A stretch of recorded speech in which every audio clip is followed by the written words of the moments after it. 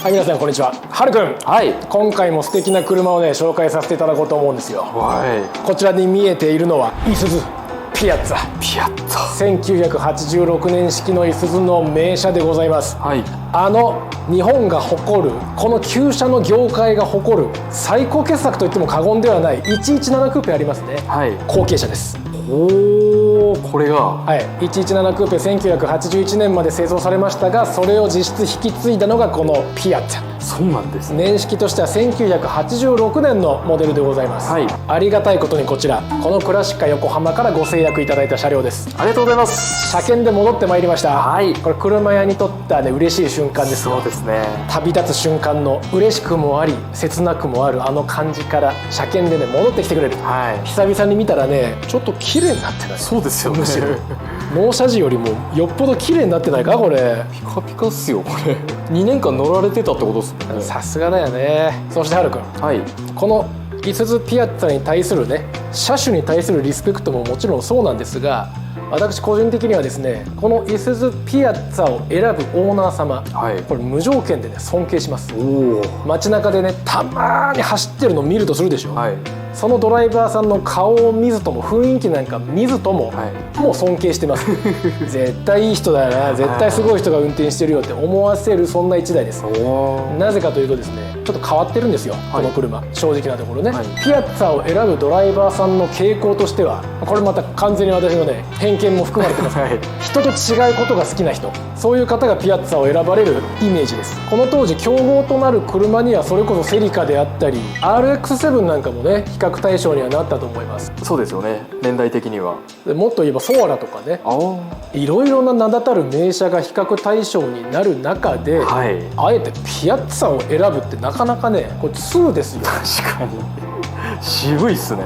価格帯だって当時のね1981年発売当時で250万から300万という、かなり高い価格帯の車ではあります、はい、そこでねいくら人と違う車がいいからといって人と違ければいいってもんじゃないんですよ、はい、やっぱ結局いい車で買うだけの価値がある、当時の250万から300万出すだけの価値がある車でないとそこは譲れないですよね、もちろん、はい、それを持ってるのがこの車ですよ。おー、楽しみだ。このピアッツァを語る上で欠かせないのがイスズというメーカーの存在じゃないでしょうか、はい、ピアッツァの魅力を知るにはまずイスズの魅力をさらっとねおさらいしたいと思うんですが、お願いします。イスズというメーカー、言い表すのであればこびずに理想を追求する先駆者的なメーカーです、はい、パイオニアです。ちょっと意外な感じしますよね。そうですね。我々にとってのイスズというメーカーのイメージは何といってもトラックです、はい、若い世代になればなるほどねイスズが乗用車をこの世に出していたことすら知らない人だってたくさんいます、はい、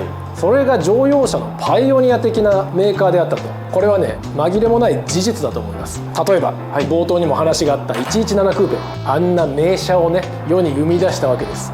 リアの複雑な曲線、はい、あれを当時のプレス技術じゃもちろん再現できないんだからどうしたかというとイタリアから板金職人を呼んで叩かせて日本の技術者にも教えて一台一台手作りで作ったハンドメイドですよと、それを量産してしまうんだからぶっ飛んでますよね。そうっすね、やることがすごい。それはもう未だにハンドメイドという特別なワードになってね、はい、117クーペという存在を裏付けるというかな、価値を維持し続けている、はい、そんな試みをする自動車メーカー他にあるかと、はい、そんなエピソードから始まりベレット GT、はい、ベレジーと言われて親しまれてますけども、あちらにもですね四輪車としては初めてディスクブレーキを採用したり、これも諸説ありますけどね、いやスカイラインのが先だとか、いやこの車種のが先だ、いろいろ諸説あるけどもベレット GT が一番早かったという説もある、つまりそれぐらい先を行ってたメーカーだということには変わりないと思います。そうですね、すごいな。さらに GT ですよね。グランツーリズモ、今ではね何々 GT 何々 GT って当然のように使われますが、日本で一番最初に GT カーを名乗ったのはベレットです。このようにですね乗用車の中でも特に新しいことをやろうとしていたのがいすゞ自動車だというですね。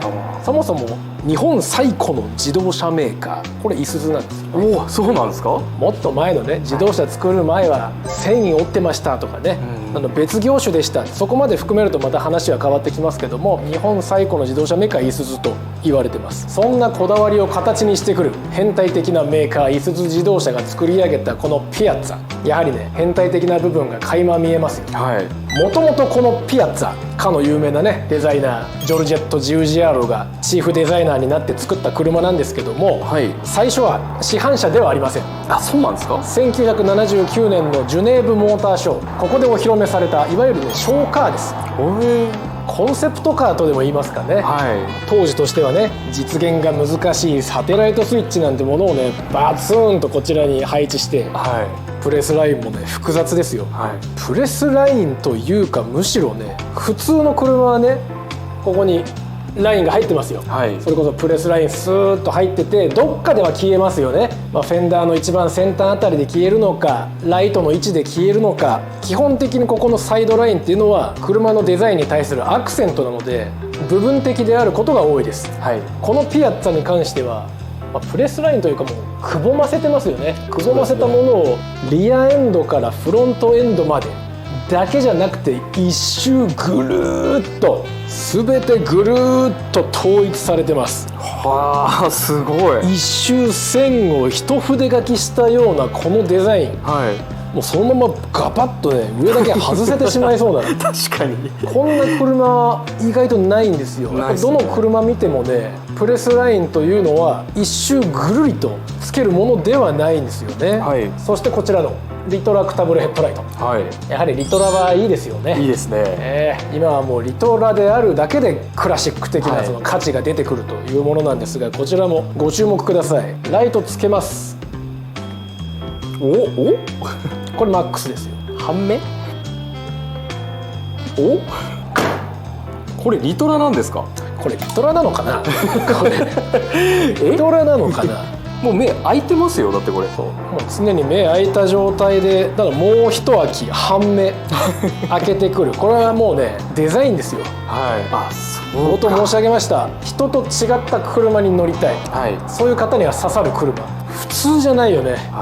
普通じゃない。デザインも装備も、サテライトスイッチ、この年代であれを実現させたことも、そして今説明させていただいたジュネーブモーターショーでコンセプトカー、モデルカーとして登場したものをね、ほぼそのまま市販化しちゃいましたというものがこのピアッツァなわけですよ。すごいっすね。量産なんてできないよこんなのというところを見事にハードルをポーンと超えていった、ジウジアーロのデザインを、ショーカー用に作ったデザインをね、ショーカーではアッソ・ディフィオーリという名前で展示されていたんですが、それをいすゞピアッツァとしてこの再現力で市販化に成功させた。よくありますよ、デザイナーはイタリアから先進的なおしゃれなデザインをねしてもらって、市販化する際にはもちろんもうそぎ落として理想だけ追求してたら車は売れないので、現実的な車になって仕上がる、当時のコンセプトからはちょっと離れてるねって、これが市販化の常ですよ、どうですか。イタリアっぽい車作りましたじゃないんですよ、日本でいすゞがイタリア車を作ったんですよ。これがピアッツァだどうだと言わんばかりのね、この個性、それを聞いた上で、いい車乗りたいけど人とは違うの乗りたいんだよね、これでしょ。これですね、完全に。私は冒頭でこのいすゞピアッツァに乗る人、ドライバーさんは無条件に尊敬しますという話をさせていただきました、それなぜかというと、今これまで話したストーリー、ドライバーさんは把握してるんですよ、なぜわざわざピアッツァを選ぶか、これらのストーリーを把握した上で、やっぱいい車だよね、人とも違うし他の車とも違うし、じゃあ選ぶよ、そういう背景を持って多分乗ってるだろうなと、なんとなく想像させるんですよ。尊敬するでしょ。尊敬しますね。かっこいいな。マジか。美しいですよ。美しいです。ワイパーを見ればさりげなく佇むワンアーム、一本のワイパーです。本当だ。変わってるよね。おしゃれ。そしてボンネットを開けるのは、こちらから。うわー、開け方すごいってか顔かっこよ。リトラはそこについてくるんですね。当時としては最先端のサテライトスイッチなんかつけながらも、はい、ところどころで見せるこのノスタルジーな感じ、車好きがそのまんま車作ったんだろうなと思わせますよね。それではせっかくなので室内にお邪魔させていただきます。ありがとうございます。待ってました。やはり目に飛び込んでくるのはメーター周りか。素敵だな、このファブリックで統一された内装全体もねスポーティーですごくいいですね。高級車というよりはこの趣味性の高い楽しい車っていう感じか。そうですね。ステアリングすごいっすね。これは2スポークっていうのか、コックピット感がさらに増しますね。そうですね。このスイッチ類、ここですでに何ですか、飛行機にでも乗ってるんですかと思わせるのに、さらにこのステアリング、はい、そして当時のいすゞのマーク、かっこいい。ライトをつけるとうわ、全体が光って、これまたかっこいい。少し手を伸ばせばステアリング操作しながら各スイッチに手が届いてしまう。それこそね操作感が出て運転しててこれ楽しいんでしょうね。この外装の状態もすごく綺麗でしたけど、はい、内装も綺麗ですね。ルーフの状態もいいし、ダッシュボードの割れもないですね。素晴らしい。ではせっかくなのではるくん、はい、エンジンの状態もチェックさせていただきましょう。よろしいんですか。よろしいんですかね。はい、エンジンかけますよ。わあ調子いい。一発始動もいいところだね。少しだけじんわりと踏んでいきましょうか。はい、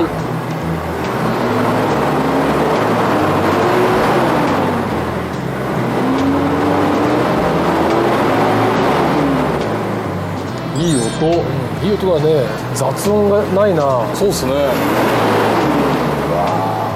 迫力あるのにうるさくない。はい、綺麗なエンジン音ですね。綺麗だったね。やはりね見た目だけではないですよ。